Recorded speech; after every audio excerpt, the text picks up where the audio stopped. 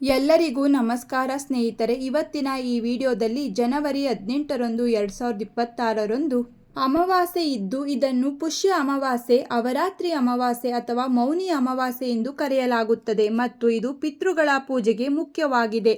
ಇದು ಭಾನುವಾರದಂದು ಬರುತ್ತದೆ ಮತ್ತು ಈ ದಿನದಂದು ದಾನ ಧರ್ಮ ಮಾಡುವುದರಿಂದ ಪಿತೃದೋಷ ನಿವಾರಣೆಯಾಗುತ್ತದೆ ಎಂದು ನಂಬಲಾಗಿದೆ.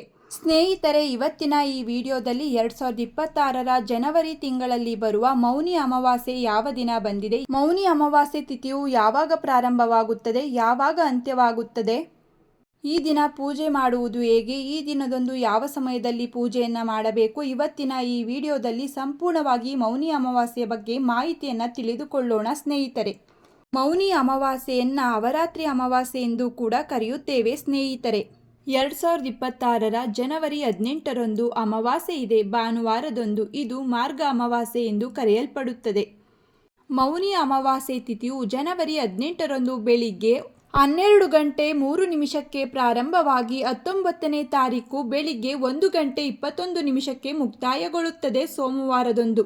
ಅವರಾತ್ರಿ ಅಮಾವಾಸ್ಯೆಯನ್ನ ಪುಷ್ಯ ಅಮಾವಾಸ್ಯೆ ಎಂಬ ಹೆಸರಿನಿಂದ ಕೂಡ ಕರೆಯಲಾಗುತ್ತದೆ. ಈ ಪುಷ್ಯ ಅಮಾವಾಸ್ಯೆಯಂದು ಪಿತೃಗಳ ಪೂಜೆಗೆ ಮುಖ್ಯವಾಗಿದೆ. ಇದು ಭಾನುವಾರದಂದು ಬರುತ್ತದೆ ಮತ್ತು ಈ ದಿನ ದಾನ ಧರ್ಮ ಮಾಡುವುದರಿಂದ ಪಿತೃದೋಷ ನಿವಾರಣೆ ಆಗುತ್ತದೆ, ಪಿತೃಗಳ ಆಶೀರ್ವಾದವು ದೊರೆಯುತ್ತದೆ. ಈ ದಿನದಂದು ಪೂರ್ವಜರನ್ನು ಸ್ಮರಿಸುವುದು, ದಾನ ಧರ್ಮ ಮಾಡುವುದು ಪಿತೃದೋಷ ನಿವಾರಣೆಗೆ ಸಹಕಾರಿ ಎಂದು ನಂಬಲಾಗಿದೆ. ಮಾರ್ಗ ಮಾಸದ ಅಮಾವಾಸ್ಯೆ ಪೂಜೆಯನ್ನ ಮಾಡಲು, ಮೌನಿ ಅಮಾವಾಸ್ಯೆ ಪೂಜೆ ಮಾಡಲು ಶುಭ ಸಮಯಗಳೆಂದರೆ ಬೆಳಿಗ್ಗೆ ಬ್ರಾಹ್ಮಿ ಮುಹೂರ್ತ ಸಮಯದಲ್ಲಿ ಪೂಜೆಯನ್ನ ಮಾಡಬಹುದು. ಅಷ್ಟು ಬೇಗ ಪೂಜೆ ಮಾಡಲು ಸಾಧ್ಯವಾಗದೇ ಇದ್ದವರು ರಾಹುಕಾಲವೊಂದನ್ನು ಬಿಟ್ಟು ಇನ್ನು ಉಳಿದ ಸಮಯದಲ್ಲಿ ಪೂಜೆಯನ್ನ ಮಾಡಬಹುದು.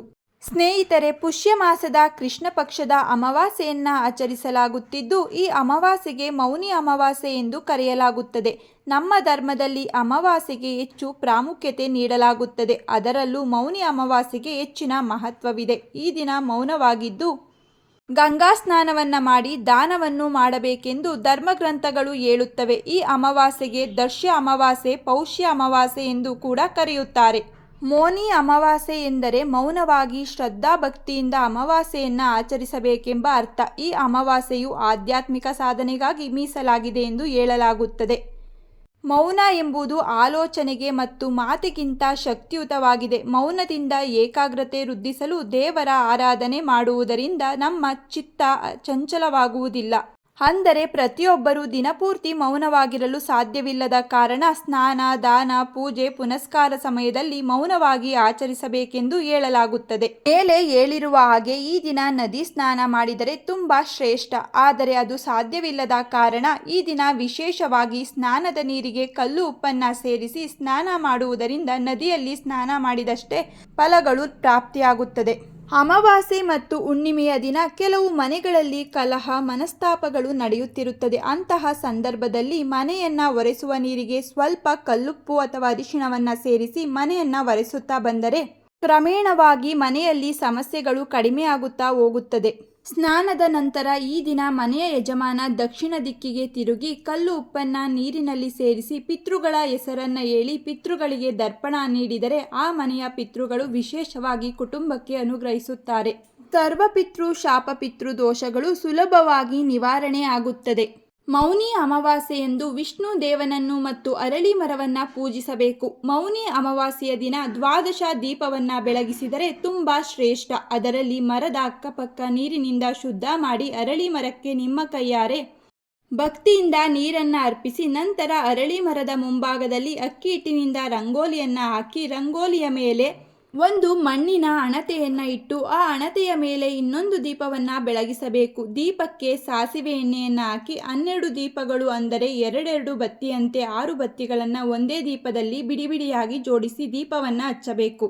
ಇದನ್ನೇ 12 ದೀಪ ಎಂದು ಕರೆಯುತ್ತಾರೆ.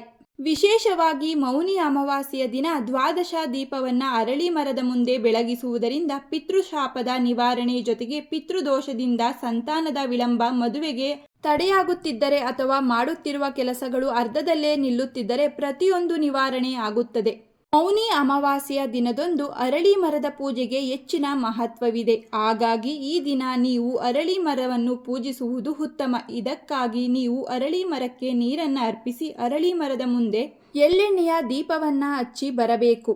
ಇದು ನಿಮ್ಮ ಹಣಕಾಸಿನ ಸಮಸ್ಯೆಗಳನ್ನು ಪರಿಹಾರ ಮಾಡುವುದರ ಜೊತೆಗೆ ಶನಿದೇವನ ಮತ್ತು ಶಿವನ ಆಶೀರ್ವಾದ ದೊರೆಯುವಂತೆ ಮಾಡುತ್ತದೆ. ಈ ದಿನದಂದು ಬ್ರಾಹ್ಮಣರಿಗೆ ಮತ್ತು ಗೋಮಾತೆಗೆ ದಾನವನ್ನು ನೀಡಬೇಕು. ಮೌನಿ ಅಮಾವಾಸ್ಯೆಯ ದಿನದಂದು ಬ್ರಾಹ್ಮಣರಿಗೆ ದಕ್ಷಿಣೆಯೊಂದಿಗೆ ಊಟಕ್ಕೆ ಬೇಕಾಗಿರುವಂತಹ ಆಹಾರ ಸಾಮಗ್ರಿಗಳನ್ನು ದಾನ ಮಾಡಬೇಕು ಮತ್ತು ಹಸುಗಳಿಗೆ ಮೇವನ್ನ ಹಾಕಬೇಕು. ಇದು ನಿಮ್ಮ ಜೀವನದಲ್ಲಿ ಅದೃಷ್ಟವನ್ನ ಬೆಳಗಿಸುತ್ತದೆ. ಅದೃಷ್ಟ ಯಾವಾಗಲೂ ನಿಮ್ಮೊಂದಿಗೆ ಇರುವಂತೆ ಮಾಡುತ್ತದೆ.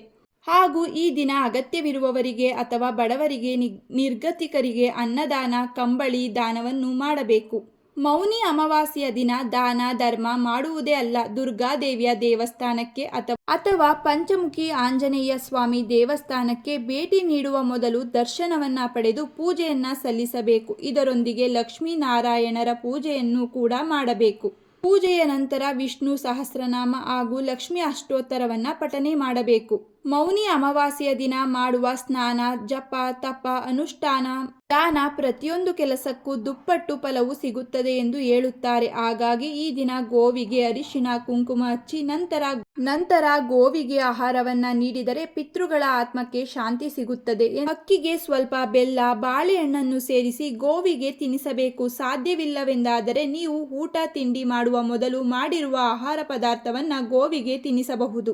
ಪಿತೃಗಳ ಆಶೀರ್ವಾದವನ್ನ ಪಡೆದುಕೊಳ್ಳಲು ಬಯಸುವವರು ಮೌನಿ ಅಮಾವಾಸ್ಯೆಯ ದಿನದಂದು ಹಳದಿ ಬಟ್ಟೆಯನ್ನ ಧರಿಸಿ ಪಿತೃಗಳನ್ನ ಧ್ಯಾನಿಸಬೇಕು. ಹೀಗೆ ಮಾಡುವುದರಿಂದ ಶುಭ ಮತ್ತು ಪಿತೃಗಳ ಆತ್ಮಕ್ಕೆ ಸಂತೃಷ್ಟವನ್ನ ನೀಡುವುದು. ಈ ದಿನದಂದು ನಿಮ್ಮ ಮನೆಯ ಮುಖ್ಯ ದ್ವಾರದ ಮೇಲೆ ಅರಿಶಿಣ ಬೆರೆಸಿದ ನೀರನ್ನ ಸಿಂಪಡಿಸಿ ಮತ್ತು ಮನೆಯ ಬಾಗಿಲಿನ ಚೌಕಟ್ಟನ್ನ ಸಹ ಸ್ವಚ್ಛಗೊಳಿಸಿ. ಈ ಪರಿಹಾರವನ್ನು ಮಾಡುವುದರಿಂದ ಮನೆಯಲ್ಲಿ ಸಕಾರಾತ್ಮಕ ಶಕ್ತಿ ಹೆಚ್ಚಾಗುತ್ತದೆ. ಯಾರೊಬ್ಬರ ಜಾತಕದಲ್ಲಿ ಪಿತೃದೋಷವಿದ್ದರೂ ಯಾವುದೇ ಅಮಾವಾಸ್ಯೆಯಂದು ಕಾಗೆ, ಪಕ್ಷಿ, ನಾಯಿ ಮತ್ತು ಹಸುವಿಗೆ ಆಹಾರವನ್ನು ನೀಡಬೇಕು.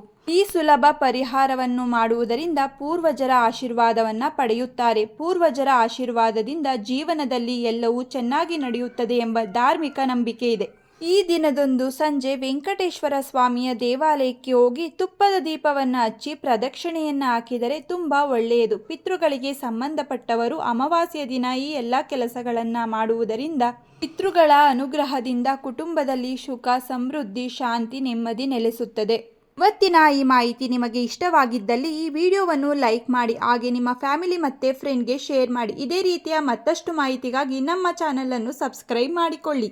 ಮತ್ತೆ ಸಿಗೋಣ ಮತ್ತೊಂದು ವಿಡಿಯೋದಲ್ಲಿ. ನನ್ನ ವಿಡಿಯೋವನ್ನು ವೀಕ್ಷಿಸಿದ ಎಲ್ಲರಿಗೂ ಕೂಡ ಧನ್ಯವಾದಗಳು.